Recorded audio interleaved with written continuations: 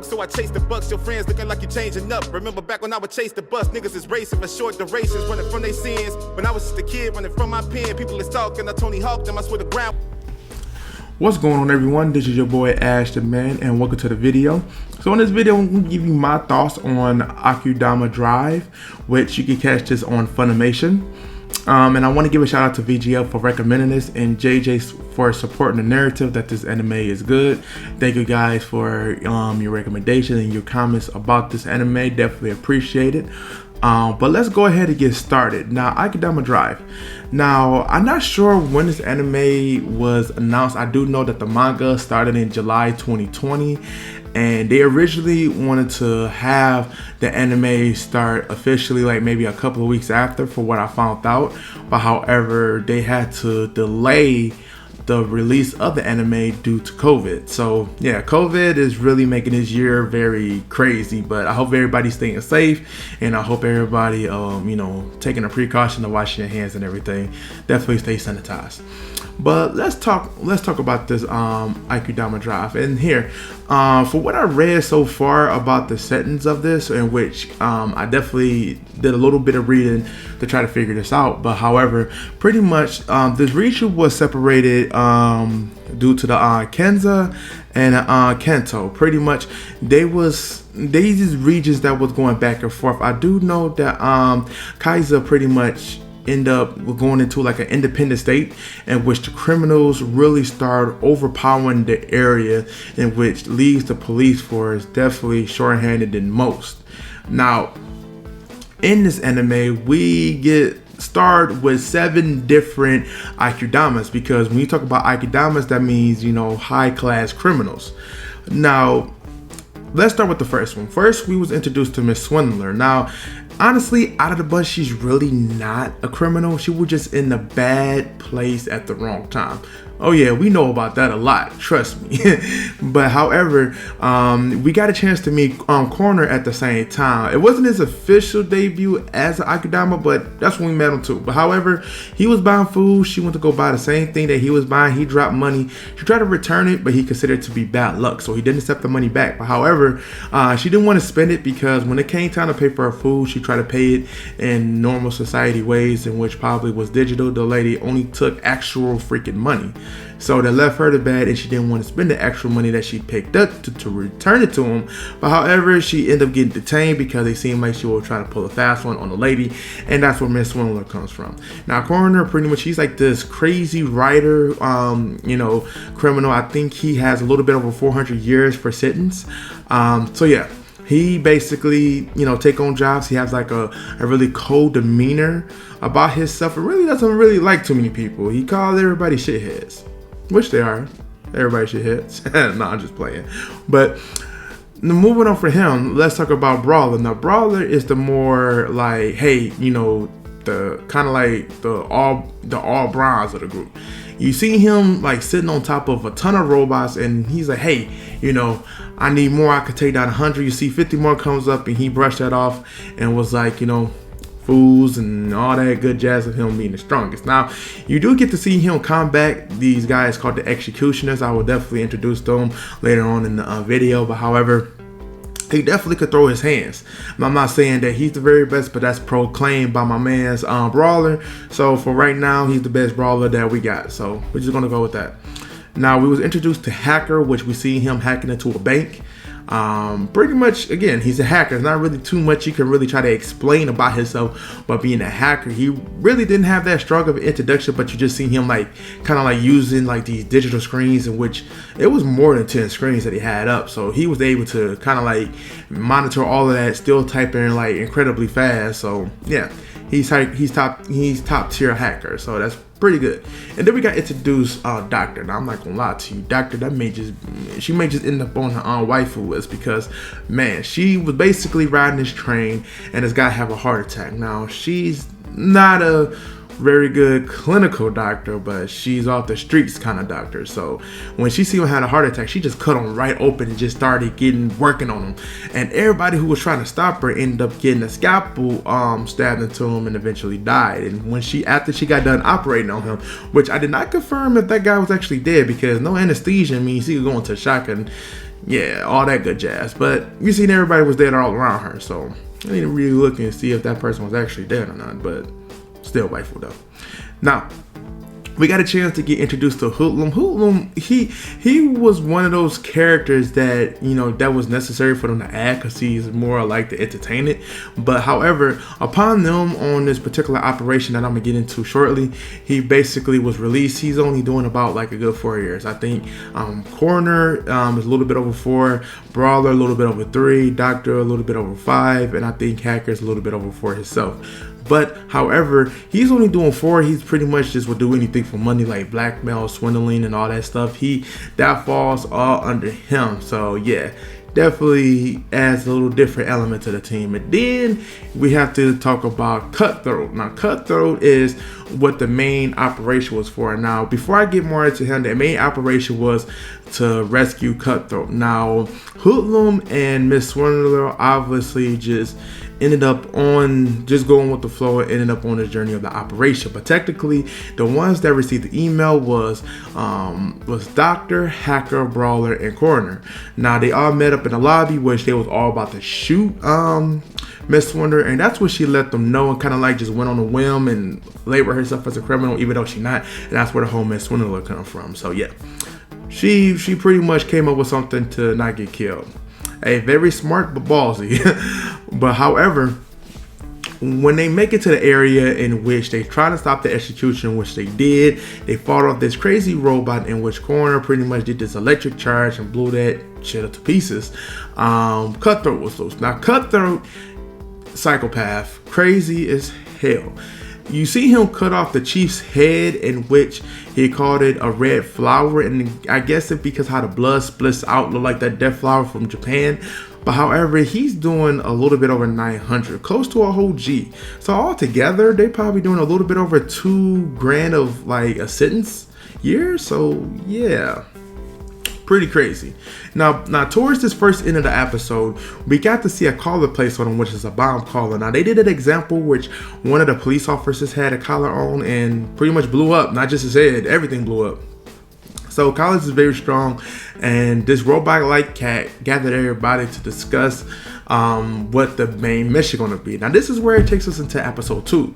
Now they talk about the main operation, which Shikin Jin has this special cargo. Now this is a billion yen job. They all got paid 100 million yen for them showing their potential in the last operation in saving Cutthroat, but in this one it's 1 billion yen, and everything seems impossible for the security system, for everything that was explained for it. But they believe that these 7 individuals, even though 2 was unaccounted for at first, it's going to have this operation be a success. Now, where they got to take this cargo to, we don't exactly know. They have to receive the cargo at first. So everybody is pretty much going to have their hands on deck in doing so. But however, in the finish explaining the situation, they got approached by the executioners. Apparently, these executioners is high-level officers that is licensed to kill whenever the situation seems dicey, and I guess is dealing with the Akudamas. Now, we did see that these guys was pretty much overwhelming, you know, these Akudamas, but however, the Akudamas was able to make it out of there alive to where they could continue to talk about this operation, in which Coroner, they leave off the episode pretty much explaining like, hey, look, you know, this ain't gonna go too good. So that's where we leave off at. Now, since these guys have a very similar thing to Danganronpa, and just to let you know, 2 Kaio Games, it was former employees for the Danganronpa series and also Zero Escape. But let me just let you know how they got like more of a similarity to them. Now, again, you got these criminals that's together that specializes in whatever trait they're in. I mean, their names says the most: Doctor, Hacker, Brawler. Coroner is pretty much just like the ghostwriter of the crew. But again, everybody specializes in something. Now, when you talk about Danganronpa and the whole Peak Academy, you got these kids that's together for being special or whatever they do. For instance, the first game focused around the main character being super lucky. Then you have a super swimming, super martial arts. You have like a super pop star. You just have multiple being super at, and yeah, and these guys is criminals on a whole different scale. So it's kind of like the same difference. But that's enough for the comparisons of that. That's just one of a couple of elements that they have a comparisons to, which I'm going to mention later. But let's talk about the overall, gist of this. How does the anime perform all of this of everything I explained? So let's talk about it first. Graphics. I think graphics and visuals are damn good. Like, I have seen a lot of anime this year coming from ID Invaded, Tower of God, which has a unique art style to it, God of High School, Fire Force, Sword Art Online, ReZero, and a few others. But some of those I named has top tier visuals, and Akudama Drive definitely has that top tier visual. You can't go wrong with the visuals that they have in here. You will actually love it. I mean, man, it's crazy. And then let's talk about the sound. Like, how does the sound fare up with the anime? Well, intro and outro is pretty good. Nothing really, like crazy about it. But when you talk about meeting the tone and meeting the characteristics of the anime, I think the sound does its job. And it's not really nothing to really go on that big, but we can't say that it's not like it's bad music or whatever, because if you set the wrong tone with the sound, oh, trust me, people are going to be like, ugh. But I think that so far it does its job. It does its job very well. Okay, go wrong with it. Now let's talk about the characters. How does the characters fare well with the story that they're trying to produce? I think the characters is definitely good. They very interested in their own perspective. Everybody adds an element to this particular heist team.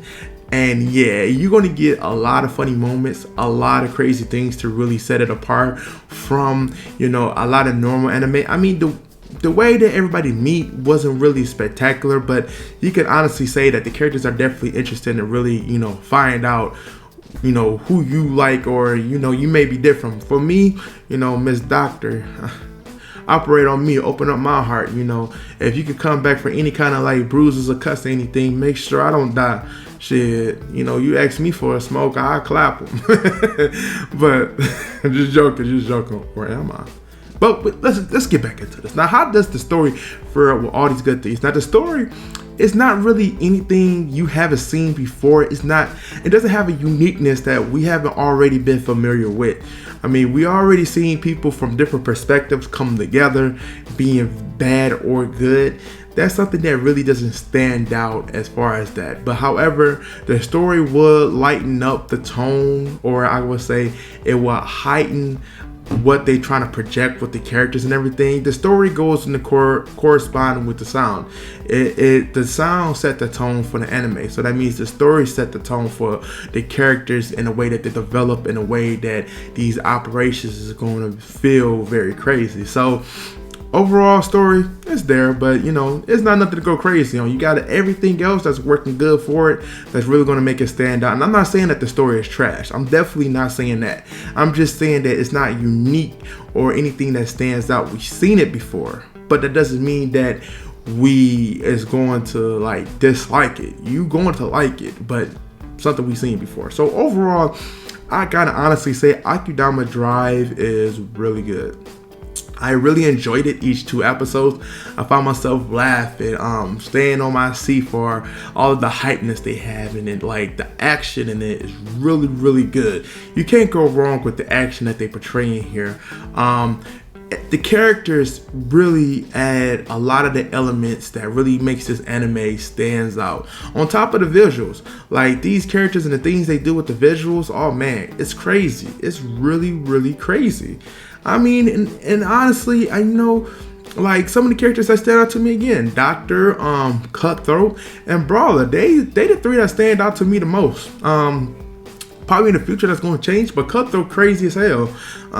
Basically like a Miss Swindle and everything. You can't help but to laugh about that. Like, he has this affectionation with blood. Well, not blood, but with the color red. You see him pushing everything that's red and then push the emergency button, and then compare his affectionation with red with her pink like lines in her hair, to where he said, hey, look, I think I'm in love. You about to be my boo thing. And Miss Swindle ain't trying to be with his crazy ass, but guess what? You better use it while you can, lady. You in here with some high class criminals. These is Akudamas, damn it. But yeah, but overall I think it's real good. I really recommend this to anybody, and again, thank you to VGL for letting me know about it, and JJ pretty much upon the confirmation to really, you know, extend their hand out on recommending this anime. So I think, you know, I found another, you know, gem to watch this year and actually be good. Now again, this really stand out because the first half of animes, it wasn't really too many that really stood out like that, but in the second half, man, they coming out pulling out punches, and I feel that, you know, while everybody at home, this is the best time to really get your anime to be watched, especially with the COVID going on. Unfortunately, you know, some people may not be fortunate as others to still be working, but hey, you know, they got to do something in the meantime, and they might as well watch some anime. So good thing of capitalizing on the situation, Akudama Drive, and yeah, I can't wait to run through these 12 episodes and tell you how I feel about the whole series altogether. Yes. But overall, thank you guys for definitely tuning in for this. I definitely appreciate you guys coming through, hearing my thoughts on Akudama Drive. Don't forget to subscribe to the channel if you haven't already. Hit that notification button. Leave a comment below if have you seen it yet. You know, how do you like it? What's your favorite character? Let me know, and I definitely will comment on that. But until then, AshTheMan is out. Peace.